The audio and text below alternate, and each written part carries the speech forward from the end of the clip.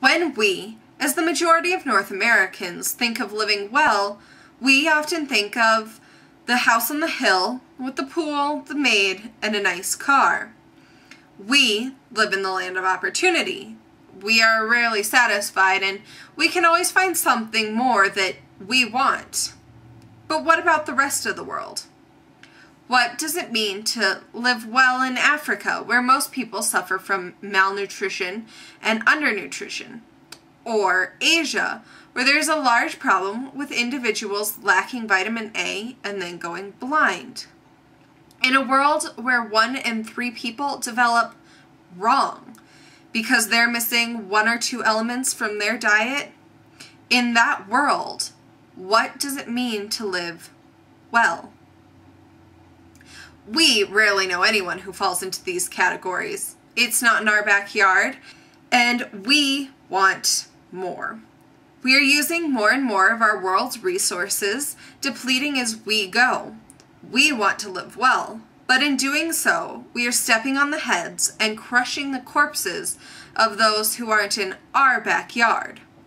In our rush to live well and gain the house on the hill, we are writing our own demise. While more and more people are pressing to go green and reduce our carbon footprints, just as many people, if not more people, do not care. I hear people talking all the time about how global warming doesn't really exist, how it's a scare tactic made up by the government, or how the Democrats are just trying to get an edge, or how they as an individual simply do not care. We are among the top 25% of the world, but we want more. We have a house, running water and food, but we want more.